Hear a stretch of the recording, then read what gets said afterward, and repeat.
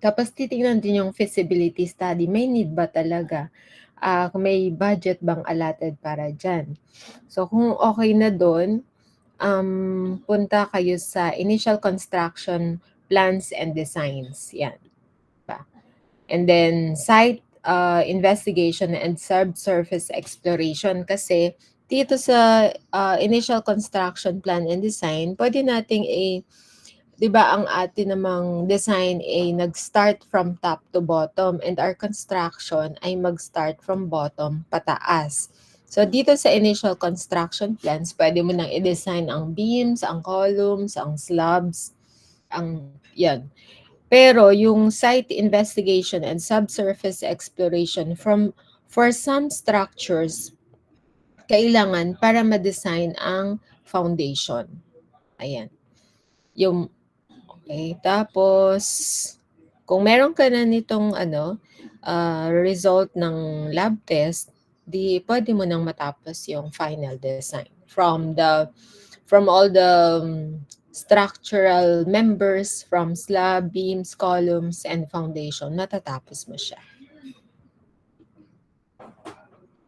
Ano ba yung tinatawag nating subsurface exploration? It is the process of identifying the layers of deposits that underlies a proposed structure and their physical characteristics. Kasi depending on the type of soil, you will design the appropriate foundation.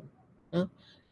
Especially kung mga high-rise building, medyo mabigat, kailangan may soil investigation. Kaya ngayon, halimbawa, mag-apply ka ng building permit, if the structure is 3 stories or more, hahanapan ka ng soil exploration, soil investigation, ganun siya. The purpose of subsurface exploration, one is to investigate those underlying features suggested by office and field research. Yung iba kasi may data, halimbawa sa munisipyo, sa online, pwede mo makita yung data ng soil.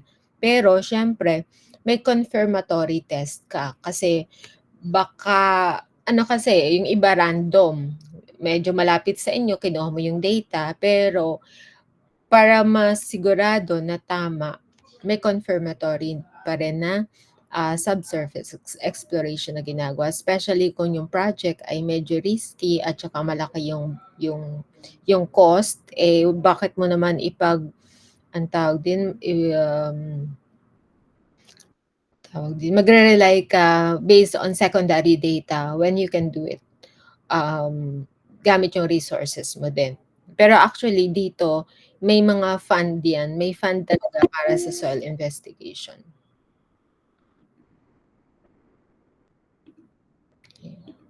And number 2 is to confirm, modify, or deny the assumed conditions existing below the ground surface.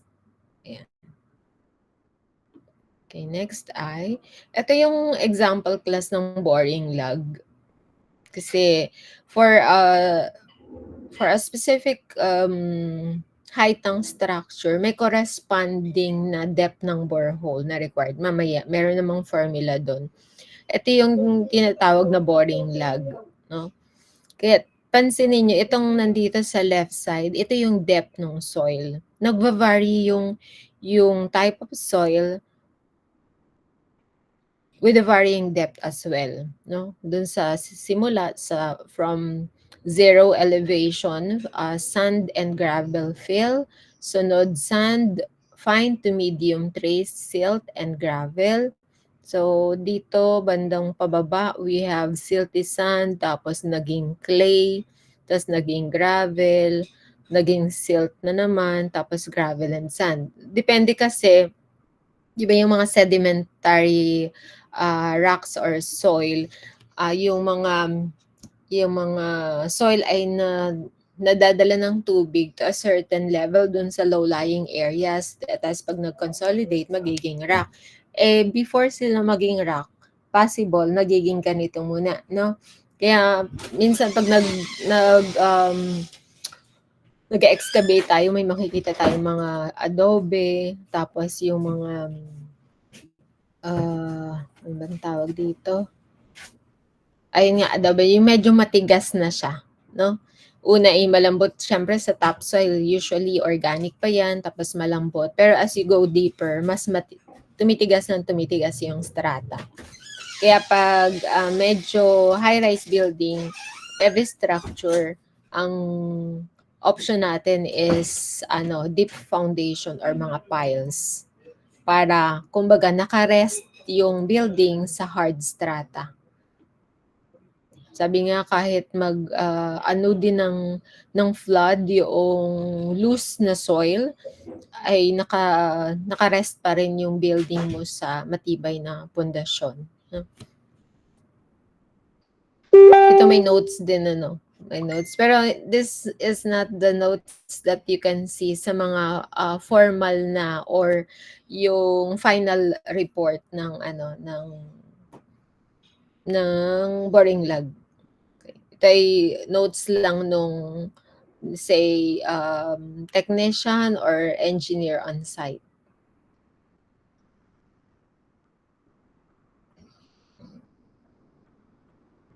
Tapos naka-indicate din yung recovery, no? Kasi there are instances na halimbawa magdi-drill ka 1.5 meters, di supposed to be 1.5 meters yung makukuha mong na soil sample.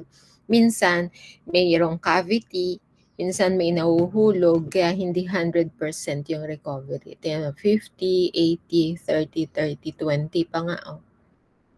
Ayan. Lalo na pag may yung washboarding, ginagamitan ng tubig. Ayan, nawawash out yung sample. Hindi lahat nare-recover. And then, okay. Ito karugtong lang na, ay iba. Ito yung parang close-up pala nung yung bandang taas ng boring log.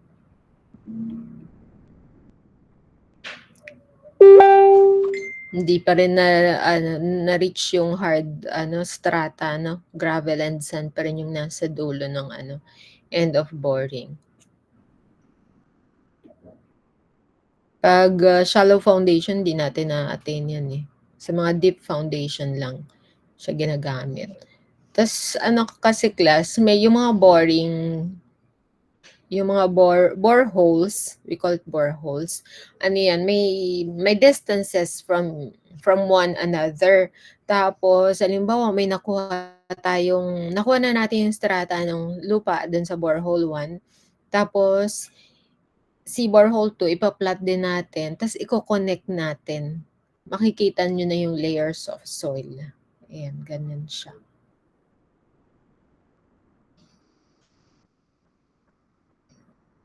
Yeah, yun yung makikita sa geotechnical report.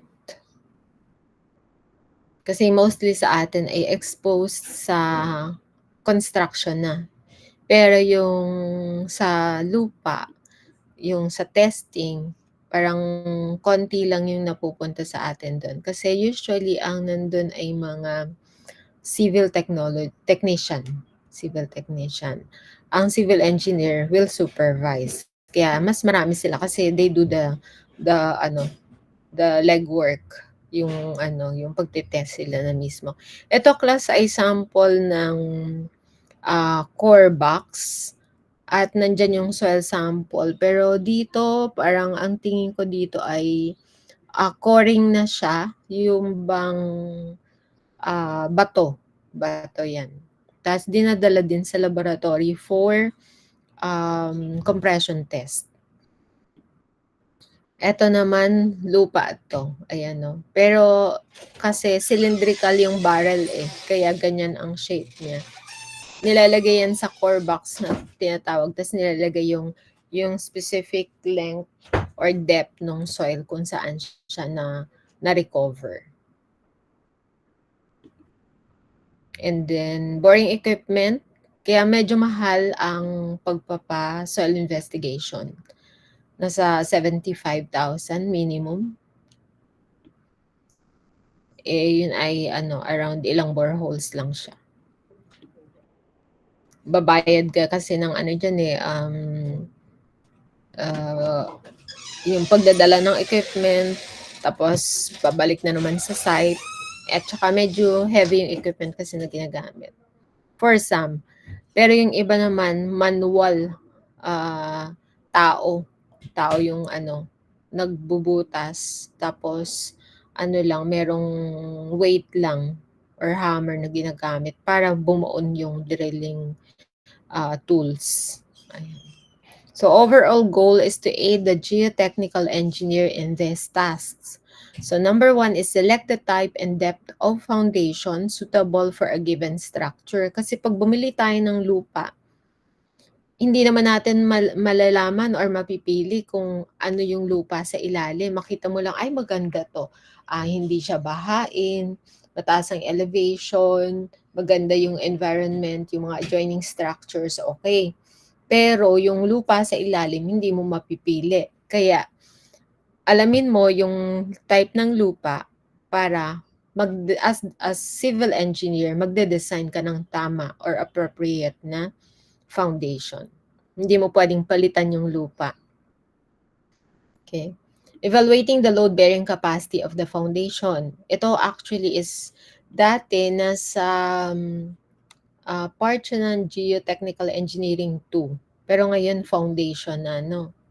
Ayan, dun yan kinocompute. Tapos, estimating the probable settlement ng structure sa foundation din ito. Kasi meron tayong immediate at saka secondary settlement. Determining potential foundation problems. For example, expansive soil. Ito yung mga clay, Tapos yung collapsible soil, ito naman ang sand, sanitary landfill, and so on.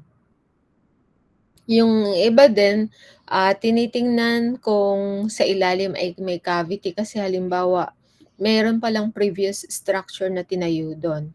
Tapos halimbawa ay merong tank. Halimbawa yung tank ay made of steel. Over time, kakalawangin yung tank. Yung hollow na portion niya, magiging kaya nagkakaroon ng sinkhole halimbawa, no? Pag nabulok yung material, syempre bababa or magre-rearrange yung soil on top pag nalagyan mo yan ng pressure or even the weight of the soil itself, bababa yan. Kaya nagkakaroon ng mga sinkhole or yung lupa ay bumababa or we call them settlement. Next ay determining the location of the water table. So, yan din, importante sa construction kasi nga, halimbawa, maghuhukay ka na, yung elevation or yung depth ng iyong excavation will matter. Kasi kung na-reach mo ang water table, para magkakaroon ka ng balon dun sa, sa excavation, makaka-hinder or makaka-affect yan sa iyong construction and the equipment that you're using. Halimbawa, may mga heavy equipment ka, mga bulldozer, mga backhoe, hindi mo naman hihintayin na yung backhoe mo ay malunod dun sa tubig. Millions ang mawawala sa iyo. So, siya? More on prevention sa mga possible na maging problems during construction. Pinipredict na natin. Predicting lateral earth pressure for structures such as retaining wall, sheet pile, bulkheads, and braced cuts. And establishing construction methods for changing subsoil conditions.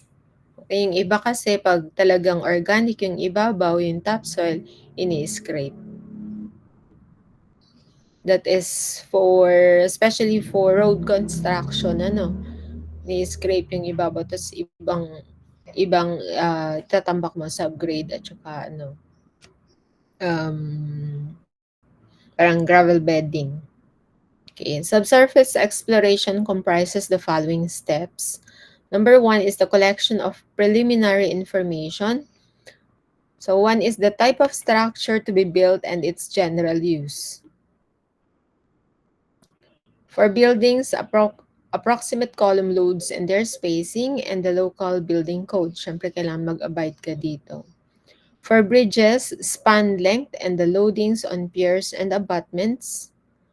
A general idea of the topography and the type of soil to be encountered near and around the proposed site from geological survey maps, ayan, ang possible na source of information. Soil exploration report for nearby existing structures. Kaya merong tinatawag na ocular, no? Ocular inspection. Pupunta yung engineer dun sa site para makita mo, ano ba yan, magubat pa ba yan? Or minimal na clearing na lang ang gagawin mo? Prone ba siya sa baha? Kailangan bang i-elevate yung finished floor line ng iyong building? 'Di ba? Like, in Binyan, maraming mga low-lying areas doon. Tsaka makikita nyo rin minsan sa highway na yung bintana nung bahay na malapit sa kalsada ay mas mababa pa dun sa kalsada. Kasi 'di ba ano, 'pag nagtayo ng kalsada, nagtatambak minsan. Tapos pataas ng pataas na yung elevation ng kalsada, napapag-iwanan na yung mga bahay dun sa gilid. Kaya 'pag kayo nagtayo, make sure na mas mataas ang elevation mo sa kalsada para hindi ka babahain. Ayan. Yung iba naman kasi, nauna na silang magtayo bago pa natayo yung kalsada kaya ayun. Tsaka meron ding mga sloping grounds kagaya sa 'di ba Tagaytay. Yun nga lang, kahit mataas yung kalsada, dahil sloping naman, hindi pa rin sa kanila ang punta ng tubig. Okay. Okay na tayo dito. Tapos, reconnaissance. Visual inspection of the site to obtain information about these features. Letter A, general topography of the site and possible existence of drainage ditches, abandoned dumps of debris or other materials. Ayan, kamukha na nga nun sabi ko kanina, halimbawa merong mga tangke na abandoned na, so makaka-apekto yan sa construction mo. Soil stratification from deep cuts such as those made of construction of nearby highways and railroads. Type of vegetation at the site which may indicate the nature of the soil. Okay. Minsan din yung mga puno, no? Iniiwasan din natin yung mga puno kasi halimbawa, malapit dun sa property mo, tapos di nagtayo ka ng perimeter wall. Katabi mo yung puno, later on, inaangat na ng puno yung pavement mo or yung iyong sinisira na yung wall. Kaya lang, kailangan natin ng permit pag magpuputol tayo ng puno. High water marks on nearby buildings and bridge abutments. Anong ibig sabihin nito? Bumabaha dun sa lugar. Yan. Tapos, groundwater levels, types of construction nearby, and existence of any cracks in wall or other problems. Kaya nga ngayon, balitang-balita yung mga movement ng mga earthquake. Sabi, ay malapit ka pala sa trench or dun sa plates. Okay. Tapos, site investigation is an overall process of discovery of information, appraisal of data, assessment, and reporting. Consists of planning, making test boreholes, and collecting soil samples at desired intervals for subsequent observation and laboratory test. Okay, some considerations. Is the site suitable for the proposed project? Kasi meron tayong zoning, 'di ba? May zoning tayo, tsaka so for approval, hindi porke gusto mong magtayo ng ospital dito pwede, pang residential pala yung area na yon. Tayo ka ng ng commercial, hindi pala inaprubahan, no? Okay, is it economical? Is there sufficient fund to finance the project? Okay, insufficient, inadequate, inadequate or inappropriate site investigation will increase uncertainty and risk of incurring significant costs or time overruns. So, dyan na ang malulugi sa construction kung hindi mo na foresee yung mga possible problems. Unsuitability of the ground may become evident after construction has started. Kung hindi ka soil exploration, paghukay mo, ay ang lambot pala ng ano dito, ng lupa, hindi uubra, kailangan laliman pa, ay di hahaba ang poste mo or lalapad yung foundation mo. That will incur additional cost which could be hindi part ng iyong initial na estimate. Liquidated damages for delay of construction due to contractor's fault. Ayan. Siyempre, nagkakaroon ng changes sa manner of construction. Kaya possible na ma-prolong yung time ng construction and it will affect your funds at saka yung commitment mo sa timely completion ng project. Okay, ito naman yung importance ng adequate site investigation. It helps design structure which is economical and safe to construct, durable and low maintenance cost. Sa phases ng site investigation, we have information gathering. So ano-ano to? Maps and published documents. Studying aerial photographs, especially kung road construction ang gagawin mo, dams, medyo malaki yung area. Gumagamit na nga sila ng drone, di ba? Tapos, site inspection, utility company records, and interviews and contacts. Yan. Siyempre, makakapagbigay ng information din sa iyo yung mga tao sa paligid.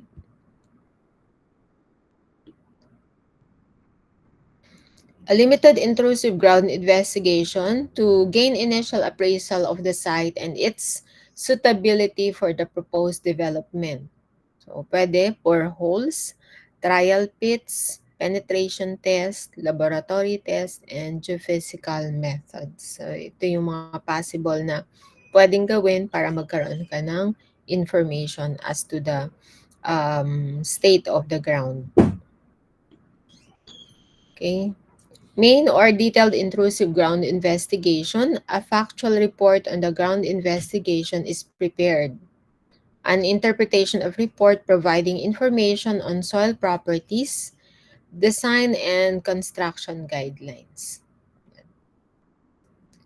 Continuous collection of information in its appraisal during construction works. It confirms or otherwise the assumed ground model. Changes in the proposed investigation or design, and construction in case of unexpected findings. Kasi yung iba, hindi naman dikit-dikit kasi yung borehole eh. Kaya halimbawa, nag-require sila 4. Possible, may nakita kayong, nakita ninyo dun sa borehole 1, pero a few meters away from borehole 1, which is hindi rin nakita dun sa borehole 2, in between them, possible na may makita pa rin. Kaya, ayun, tuloy-tuloy ang monitoring at saka recording ng mga data na nakukuha or information. Kaya kailangan may nakatutok talaga na engineer on site. Hindi pwedeng ipagkatiwala lang dun sa mga supervisor or foreman. Kasi ang ano nila is matapos lang yung trabaho, di ba? Mas knowledgeable pa rin yung engineer. Now we have determination of the minimum depth of boring. Ito yung sa old na reference, pero ito pa rin yung ginagamit eh. Ito yung formula pa rin na ginagamit. Depth ng borehole is equal to 3s raised to negative 2.7. This is applicable for light steel or narrow concrete building. Tapos ito namang sa baba ay for heavy or wide concrete building. Twice yung depth pag heavy. Yung S is the number of stories. Kaya mako-compute ninyo kung ano yung required depth, minimum required depth, depende sa number of stories. Okay, note for deep excavation, depth of boring should be at least 1.5 times the depth of excavation. If foundation load needs to be transmitted to bedrock, the minimum depth of core boring into the bedrock is about 3 meters. Exploration cost generally should be 0.1 to 0.5% of the cost of structure. Yan, mag-invest ka talaga dyan kasi para maiwasan mo yung mga future problems, or if not maiwasan, ma-minimize, mabawasan, no? Okay, ito yung old reference. Approximate depth of boring for building with a width of 30 meters. Ayan. Sa one story, 3.5. Pero based on experience, ang hinihingi ng munisipyo na soil exploration, yung 3 story and above. Dito, ito yung, pero kay Braha and Das ko rin to kinuha. Pero tinignan ko yung yung latest edition, yung shinare ko rin sa inyo na libro. Ito na yung ito na yung spacing ng borings.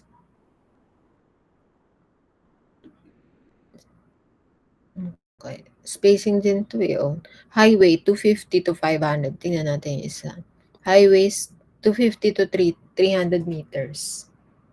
Mas siya, mas lumit yung length. Mas masinsin na siya.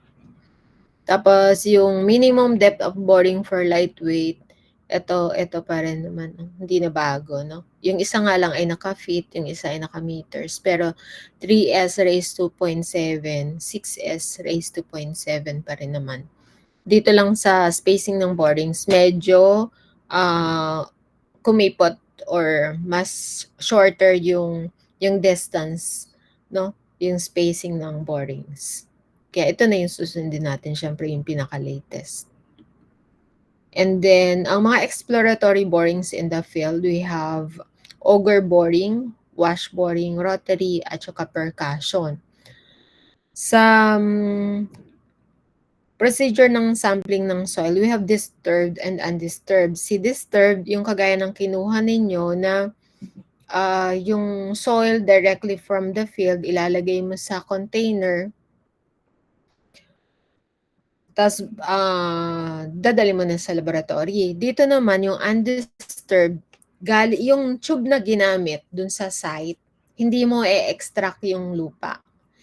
Dadalhin mo yung tube, babalutin mo yung tube, tapos dadalhin mo sa laboratory. Sa laboratory na tatanggalin yung lupa dun sa tube. Tinatawag na Shelby tube. Yan ang undisturbed. Ginagamit siya sa triaxial. Ayan. Itong disturbed, ginagamit sa sieve analysis, liquid limit, plastic limit. Yung ginagawa nating mga soil testing, that is disturbed sample. No? Itong undisturbed dun sa mga testing like triaxial. Triaxial test. Consolidation. Okay. Disturbed samples can be used for the following lab tests. Ito yung specific, we have grain size analysis, liquid limit and plastic limit, specific gravity, organic content determination, di tayo gumawa nito. Tapos classification of soil. Yan. Sa undisturbed naman, we have consolidation, hydraulic conductivity, at saka shear strength ng soil. Medyo mahal yung dito sa shear strength, medyo mahal yung equipment. Okay. So, this will serve as your research work.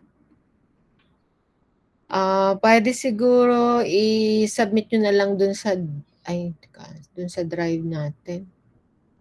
So, pero yung hard copy will also be collected on November 3. Okay? So, this will be your Sit work, considered sit work.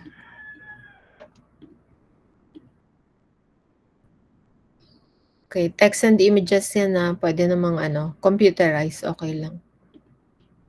Okay? Hanggang doon lang yung presentation ko today. Pwede na tayo mag-lunch. Yes, nasa drive po ba yung PPT? Sige, isend. Oo, nandun.